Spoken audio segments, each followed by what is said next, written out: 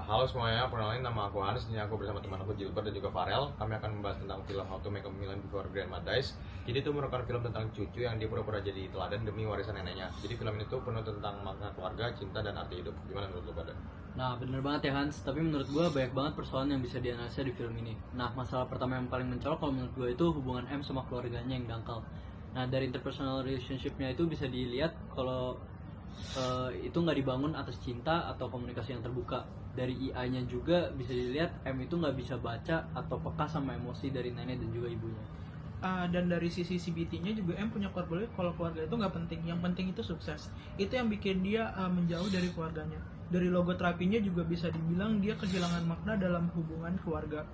Solusinya ya bangun komunikasi empatik, refleksi diri, dan ganti pola pikir kehadiran gua itu bermakna. Nah, si M ini kan bisa dibilang dia itu ke neneknya itu nggak tulus. Dia cuma deketin cuma warisan doang. Gimana tuh? Nah, mungkin kalau dari masalah itu sih bisa dilihat dari interpersonal relationship-nya itu hubungannya itu manipulatif dan juga merusak kepercayaan. Selain itu juga dari IA-nya itu bisa dilihat lagi kalau M itu lemah juga karena dia nggak ngerasa kalau perbuatan itu bisa nyakitin orang lain.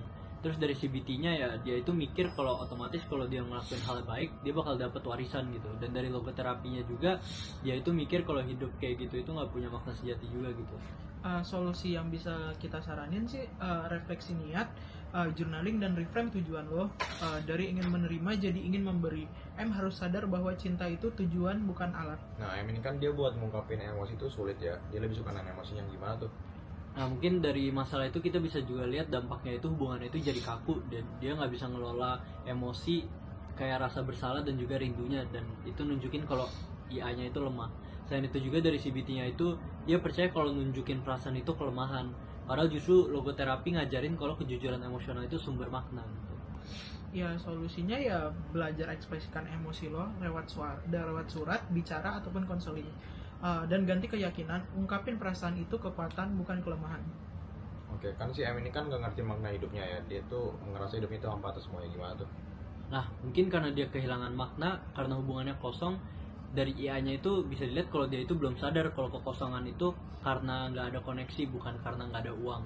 Selain itu juga, CBT-nya itu dia mikir kalau dia itu sukses, dia itu kalau dia nggak sukses itu dia nggak berharga gitu. Dan dari logoterapinya itu ngajarin kalau justru makna bisa lahir dari penderitaan dan cinta.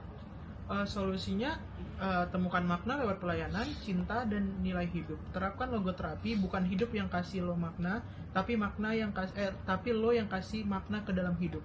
Oke, keren banget ya. Terima kasih atas waktunya Gilbert dan Farel. Terima kasih.